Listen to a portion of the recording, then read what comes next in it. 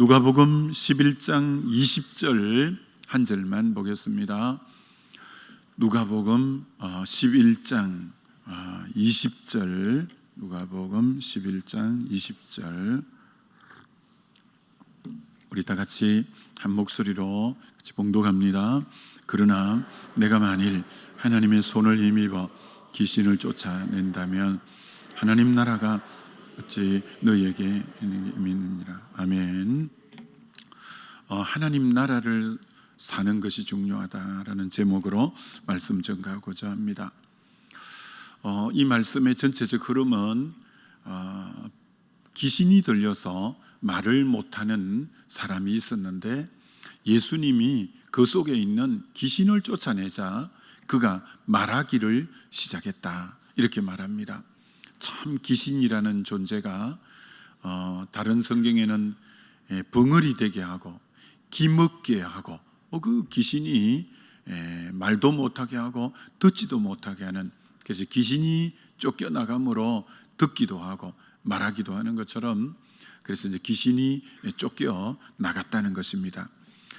자, 오늘 이제 이 말씀에서 주님이 굉장히 중요한 말씀을 하시죠. 하나님 나라에 대한 말씀을 합니다. 내가 만일 하나님의 손을 힘입어 귀신을 쫓아낸다면, 하나님의 손을 힘입어, 마태복음에는 병행구절에 하나님의 성령을 힘입어 이렇게 표현합니다. 손을 힘입어를 마태복음에는 하나님의 성령을 힘입어 귀신을 쫓아낸다면, 하나님의 손을 힘입어 하나님의 성령을 힘입어 귀신을 쫓아낸다면 이렇게 표현하죠. 그렇습니다. 저와 여러분도 귀신을 쫓아낼 때 하나님의 손을 힘입어야 되고 성령의 능력을 힘입어서 이제 귀신을 쫓아내야지, 우리 힘으로 쫓아내는 것이 아니죠. 하나님의 손을 힘입어, 또 하나님의 성령을 힘입어, 하나님의 권능으로, 하나님의 주권으로, 하나님의 능력으로 이 어둠의 영은 이길 수가 있다는 거죠. 자, 그래서 귀신이 쫓아냈다면 하나님 나라가 이미 너희에게 임하였느니라 라는 거죠. 이게 성경의 가장 대표적인 이제 주제가 하나님 나라이죠. 이건 이제 여러분이 기본적으로 아셔야 됩니다. 성경 전체의 제일 중요한 주제는 하나님의 나라이다라는 거죠. 그래서 흔히 성경을 보는 큰 두 가지 관점은 구속사적 관점과 하나님 나라적 관점으로 성경을 보는 거죠. 죄인을 예수 믿어 의롭다함을 받는 이 구속사적으로 보는 그런 관점과, 그리고 하나님의 이 통치인 이 하나님 나라의 관점, 이 두 가지 관점인데 이 두 가지는 너무너무 중요한 관점으로 성경을 보는 건데, 이제 그보다도 더 사실은 지배적인 부분이 하나님 나라 관점으로 이 성경을 보고 세상을 바라보는 거죠. 그러니까 이 부분은 가장 기본이 되면서도 중요하니까 우리 성도님들은 이 부분에 대한 정리정돈이 정확하게 되어져 있어야 되는 거죠. 그럼 기본적으로 이제 하나님 나라가 뭐냐, 몇 번 다루었지만 한 번 더 여러분이 각인해 보면 좋겠습니다. 나라라고 할 때에는 이제 제일 중요한 게 나라의 3요소가 백성이 있어야 되고 영토가 있어야 되고 주권이 있어야 된다. 이 세 가지가 갖추어져야 나라가 된다. 그럼 그 중에서 제일 중요한 게 주권이라는 거죠. 주권이 제일 중요하다. 그래서 일본에게 나라를 빼앗겼을 때 영토도 그대로 있었고 백성도 대부분이 그대로 있었는데 주권이 조선 총독부가 들어서면서 나라를 통치하고 다스리는 이가 이제 일본이 된 거죠. 그래서 주권을 상실하고 주권이 빼앗길 때 나라를 빼앗겼다, 이렇게 말한 거죠. 그래서 8.15 강복은 주권을 회복한 날이죠. 주권, 다시 우리나라가 우리를 다스리고 통치할 때 나라를 되찾았다, 이렇게 이제 말하는 거죠. 그래서 나라는 우리나라의 대통령의 통치가 임하는 그 바운다리, 영역까지, 우리나라 대통령이 다스리는 곳, 그 통치권이 임하는 곳, 주권이 임하는 곳, 그까지가 이제 하나님의 나라가 되는 거죠. 자, 그런데 예수님이 이 땅에 오시기 전에는 이 땅을 누가 다스렸냐라는 겁니다. 요한복음 12장에 내가 십자가에 들리면 세상 임금을 쫓아내리라. 마귀를 세상 임금은 왕이고 주권자, 통치자를 나타내는 거죠. 그럼 이 땅을 누가 다스렸냐? 예수님 오시기 전에는 세상 임금이 다스렸다는 거죠. 예수님이 십자가에 들림으로 세상 임금을 쫓아내겠다는 거죠. 그럼 이 땅을 그럼 누가 다스렸냐? 세상 임금인 마귀가 통치하고 다스렸다는 거죠. 그게 에베소서 2장 2절에도 공중근세 잡은 자, 곧 지금 불순종하는 아들들 가운데 역사하는 영이라. 지금 안 믿는 자들의 역사하는 영이 누구냐면 이 공중근세 잡은 자인 곧 이제 어둠의 영이라는 거예요. 어둠의 영이 불신자를 장악하고 통치하고 다스리는, 그들은 그래서 흑암의 근세 아래에 있는 자들, 그들은 마귀의 나라에 속한 자들이다, 이렇게 이제 말할 수 있는 거죠.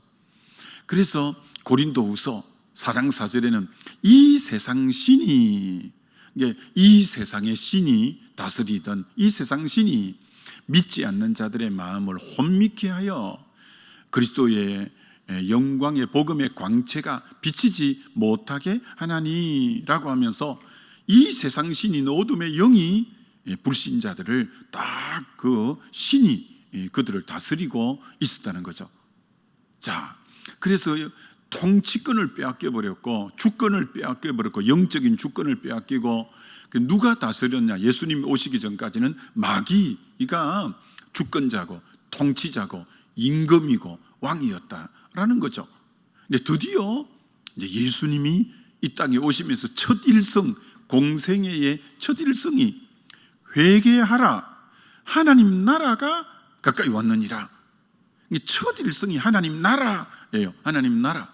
그럼 하나님 나라는 이제부터 하나님이 임금이 되고 주인이 되어서 다스리는, 통치하는 나라가 도래했다라는 거죠.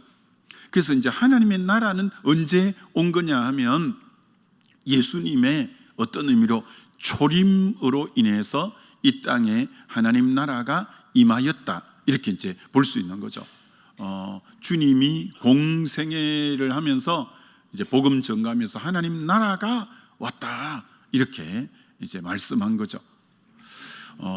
자, 그렇기 때문에 하나님 나라는 예수님이 이 땅에 오시면서 이제 세상 임금인 사단 마귀를 쫓아내면서 드디어 거기에 예수님이 오시는데, 자, 그럼 여기서 중요한 게 뭐냐?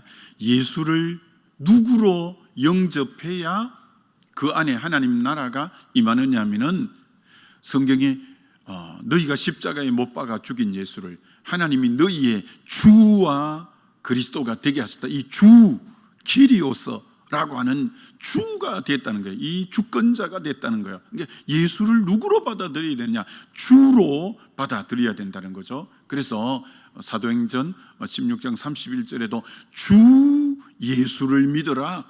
예수를 누구로 믿으라고 하냐면 주로 믿어야만 된다는 거죠. 그만 예수를 받아들이면 되는 게 아니고 누구로 받아들이느냐는 거죠. 영접을 누구로 영접하느냐? 주로 받아들여야 된다. 이 주권자로, 왕으로, 통치자로 받아들여야 된다라는 거죠. 그러면 그 말이 그 시대 문화에서는 이게 얼마나 대단한 말이냐면 그때가 로마의 지배 아래에 있었던 때이죠. 그러면 로마 황제 숭배 사상이 있은 거죠. 그러니까 황제를 키리오스, 주라고. 그 시대 로마 정신은 오직 주가, 황제를 숭배하고 황제만이 주라고 할 때인 거죠. 근데 예수를 황제가 주라고 믿는 그 시대 로마의 서서히 시푸른 그 가운데에서 예수를 주로 받아들이면 이건 이제 생명까지 잃게 되는, 그러니까 예수를 영접한다는 것은 엄청난 일인 거죠. 그만 지나가면서 툭 해서 영접하세요 이렇게 이 정도가 아닌 거죠. 예수를 영접하는 것은 생명 걸고 주인을 교체하는, 그동안까지의 이 모든 어둠의 영의 이 주인을 예수 그리스도로 주인이고, 또 로마 시대는 더더구나 황제가 주라고 하는 상황에서 우리는 황제가 주가 아니라 예수를 주로 받아들입니다라는 고백은 생명 걸고 하는 고백인 거죠. 이게 뭐 엄청난 고백인 거죠. 엄청난 고백. 그래서 북한에서 그 이제 세례를 받을 때 세례 문답이 다른 게 아니라는 거죠. 예수를 주로 받아들이면 발각되면 죽는데 그래도 예수를 주로 받아들일 거냐? 그래서 아멘 할 때 세례를 준다는 거예요. 이게 북한에는 예수 믿는 걸 생명 걸고 믿는 거예요. 그러니까 그 김정은이를 정말 우상화해서 정말 주로 믿는 그 주체 사상 그잖아요. 그 주로 믿는데 예수를 주로 발각되면 죽는 거죠. 그렇기 때문에 저 나라에서도 북한에도 예수를 믿는 것은 생명을 걸고 주로 받아들이는 거죠. 이게 사실은 굉장히 중요한 거죠. 예수 믿는 것은 가벼운 게 결코 아닌 거죠. 예수를 주로 받아들이는 것이 바로 예수 믿는 거다, 이렇게 하는 거죠. 자, 그래서 하나님 나라는 예수님을 왕으로 주인으로 받아들일 때 하나님 나라가 이제 주님이 그때부터 다스리고 통치하니까 하나님 나라가 임하게 된 거고, 근데 주님이 재림하실 때 이 하나님 나라는 완성이 되는 거예요. 하나님 나라는 이게 초림 때 하나님 나라는 임했고, 이 하나님 나라의 완성은 재림 때 이제 완성이 되는데, 그럼 왜 그걸 완성이라고 하느냐? 재림 때 마귀와 그의 사자들을 영원한 불못에 던져 넣어서 잠가 버리고 더 이상 마귀 사단이 통치가 일절 없는, 지금은 예수님이 초림이 되어서 예수를 영접하지만 아직 어둠의 영의 잔재가 남아는 있거든요.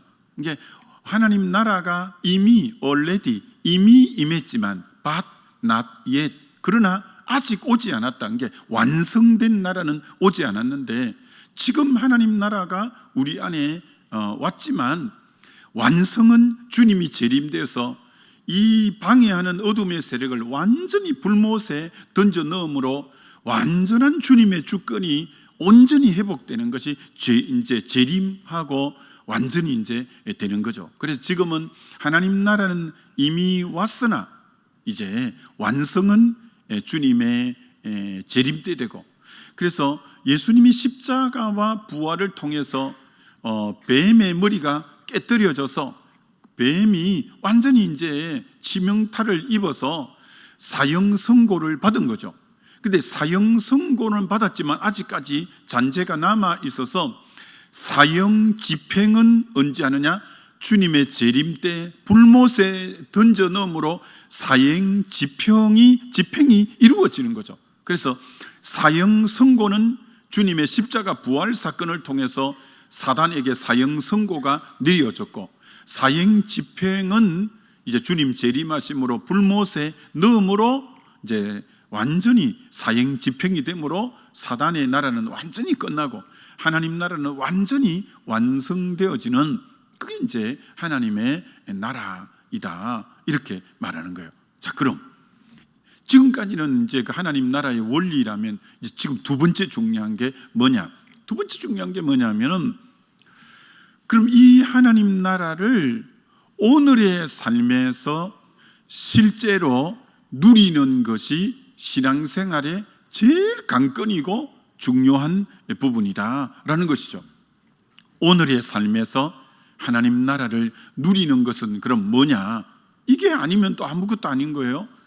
예수님을 영접하고 했는데 주로 받아들였다면 예수님이 실제로 나의 삶을 오늘 하루하루 받아들이고 통치하는 삶인데, 그럼 그걸 두 가지 이렇게 표현할 수 있죠.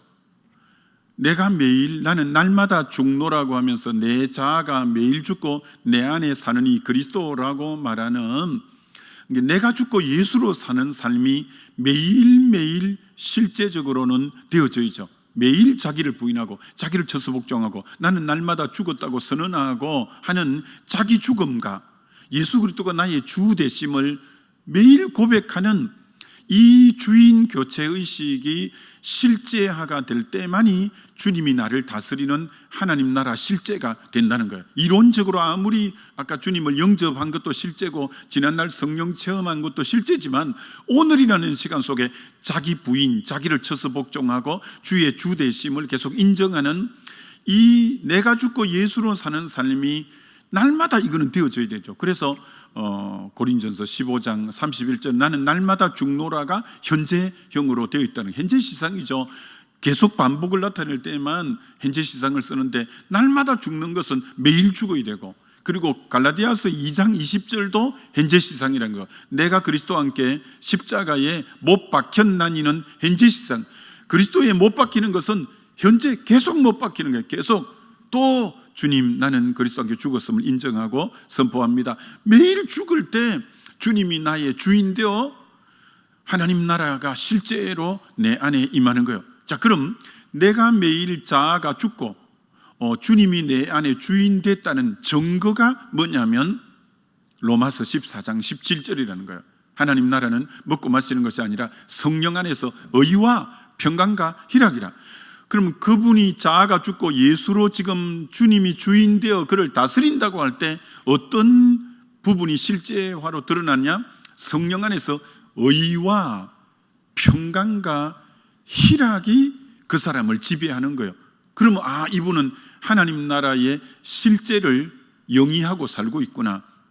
오늘이라는 시간 속에 하나님 나라를 맛보면서 이분 살고 있구나. 그 신앙이 실제가 된 신앙이에요. 이거는 직분하고도 관계없고, 이거는 신앙의 연륜하고도 관계없고, 오늘 자아가 죽고 예수로 다스림 받느냐? 그럼 뭘로 증명되냐? 죄가 아니라 예수의 피로 나는 의로워진 의가 그를 지배해야 돼요. 시편 65편에 죄가 나를 이기었사오니, 오늘 성도 중에서 얼마나 죄에게 지는 삶이 많은지요.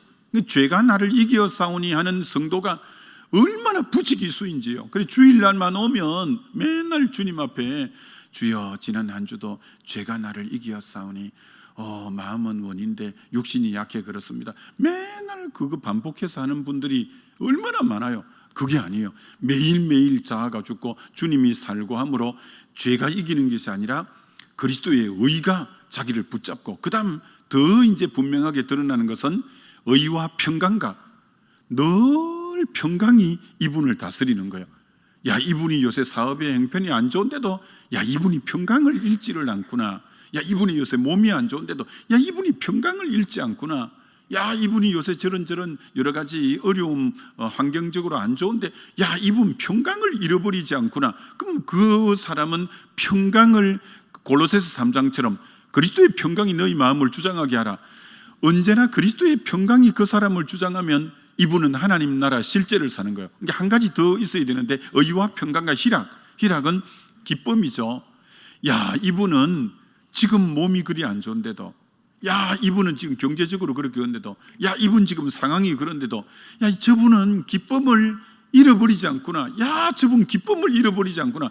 그럼 이분은 실제적으로 주님이 지금 왕되어 자기를 다스리는 하나님 나라 실제가 되고 있는 거죠. 그럼 성경에 그런 예가 너무 많죠. 사도 바울이 빌립보서 1장에 신앙 고백을 이렇게 말합니다. 내게 사는 이 그리스도니, 내게 지금 사는 이가 그리스도래요. 이 고백을 할 수 있는, 죽는 것도 유익합니다. 내게 사는 이 그리스도다. 나는 살든지 죽든지 내 몸에서 그리스도만이 존귀케 되기를 원한다. 바울의 고백이 너무 귀하죠. 내게 사는 이가 그리스도래요. 그리고 살든지 죽든지 내 몸에서 그리스도만이 존귀케 되기를 원한다. 그러니까 철저하게 주님이 주된 삶이죠.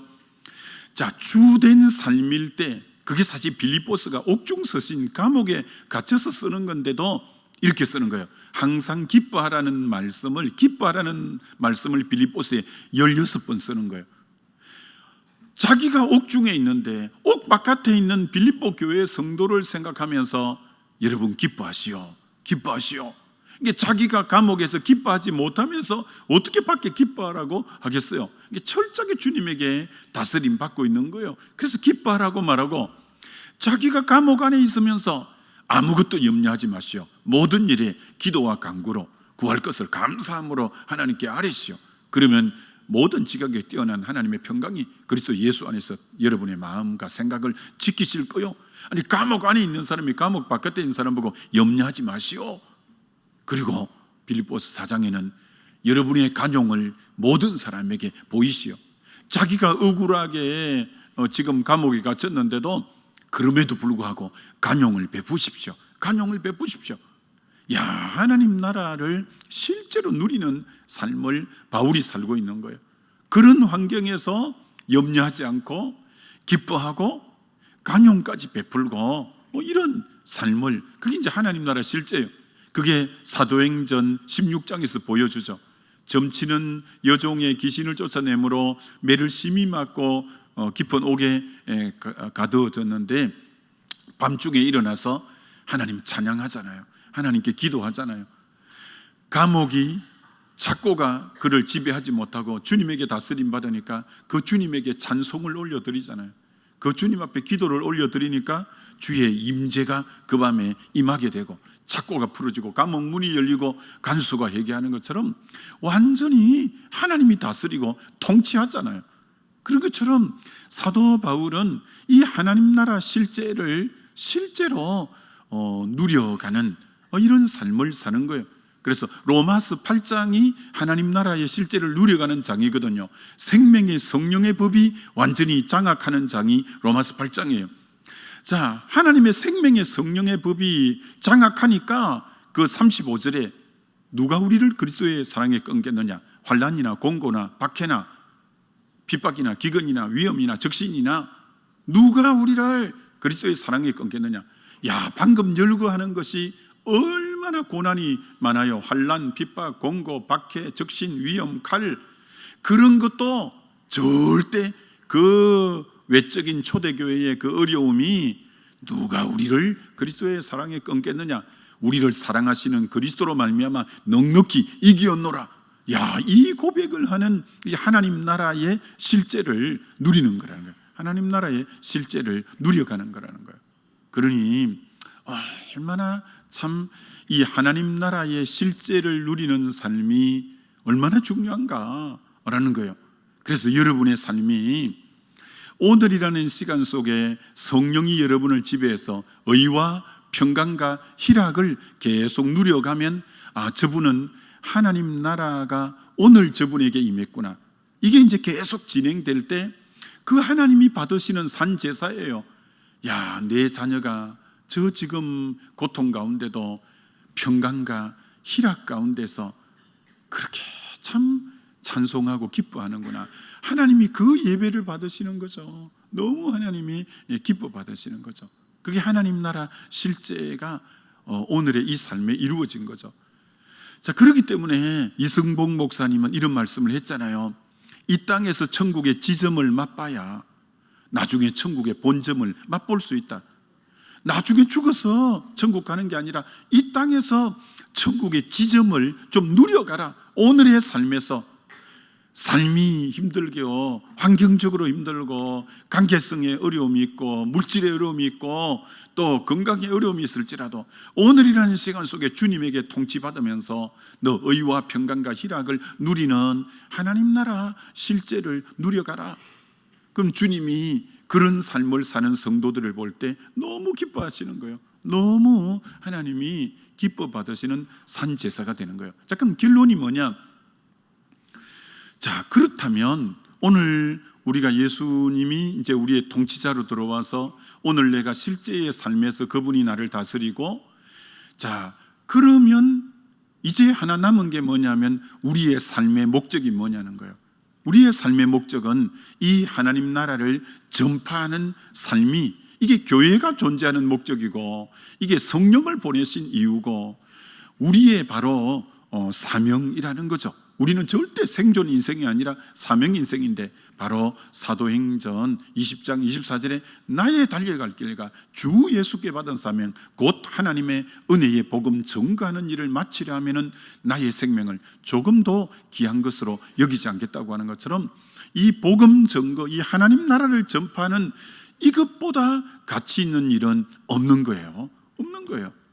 그래서 우리는 어떻게 하든지 간에 선교하고 전도하고 이 하나님 나라 전거를 위해서 애써가는 삶이 너무너무 중요하다, 이렇게 말할 수 있는데, 자, 그런데 하나님 나라 전파는 두 가지로 하셔야 정확한 거예요. 첫째는 우리 교회가 지금 너무 잘하고 있는데, 이 전도팀 수요일마다 70인 전도대가 지금 교회진흥원에서 와서 세 번째 시간 어제까지 했는데, 너무너무 다들 좋아하고 전도에 참 쉽게 그렇게 잘하고 있어서 얼마나 감사한지, 앞으로 이 훈련도 계속 지속적으로 해서 1기생이 나오고 2기생이 나오고 3기생이 나오도록, 이제 이 훈련을 받으면 전도의 눈이 열리고 전도를 그렇게 쉽게 누구나 할 수 있는, 이처럼 구체적으로 시간을 내어서 전도하러 나가는 이것이 하나님 나라를 확장하는 첫 번째 방법이고,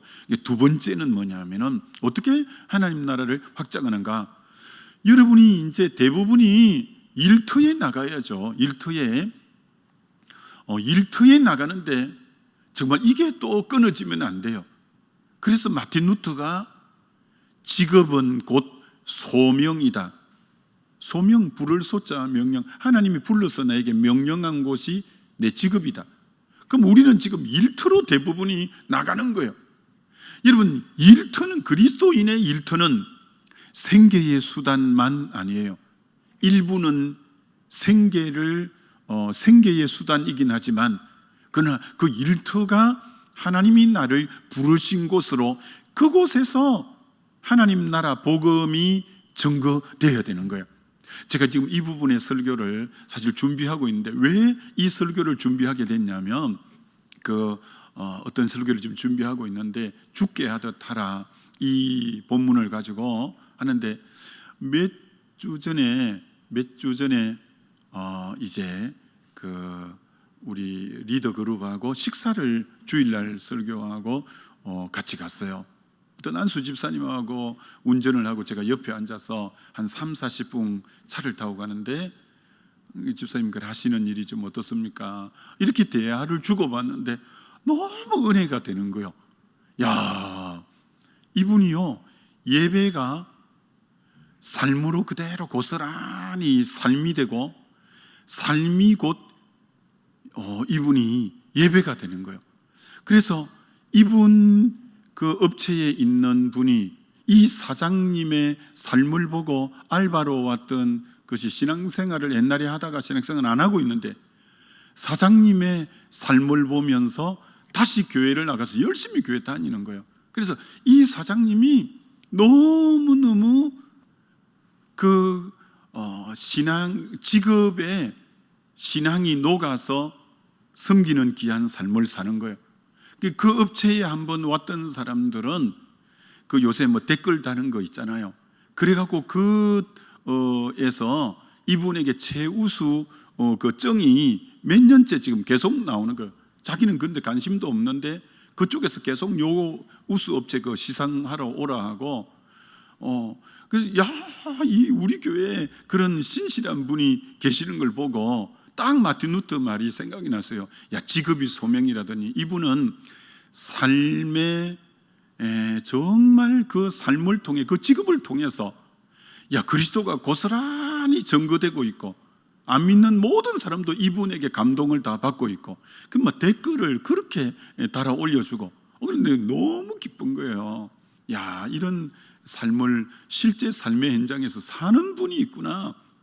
그래서 이 설교를 해야 되겠다, 이 생각까지 제가 하게 됐는데, 이처럼 여러분 정말 우리의 그 하나님 나라 전파의 삶은 직접 전도팀이 되어서 전도하는 이 부분과 삶에서 자연스럽게 그리스도를 살아내는 거예요. 그럴 때 그 주변의 사람들이 감화 감동을 받고 나도 교회 나가야 되겠다, 나도 예수 믿어야 되겠다, 다시 신앙을 회복해야 되겠다 하면서 종국적으로 우리 모두가 하나님 나라 전파가 아니라면 그 삶은 의미가 없죠. 우린 절대 생존 인생이고 조금 더 아파트 평수 늘리고 차 조금 더 그 윗단계로 올리, 그게 우리의 삶의 목적전이 아니잖아요. 우리는 어떻게 하든지 간에 나를 통해서 천하보다 귀한 한 영혼이 구원 얻고 하나님 나라가 확장될 때 내가 살아야 될 이유고 존재의 목적, 하나님 나라 경험한 사람은 삶의 이유라고 말할 수 있는 거죠. 아무쪼록 오늘 예수님이 오심으로 어둠의 영이 쫓겨가고 세상 임금이 쫓겨가고 우리의 왕으로 주님이 오셔서 하나님 나라가 도래했고 그 삶을 오늘 현재 누리고 이 삶을 증거하는 삶 다 살아가게 되시기를 주님의 이름으로 축원합니다.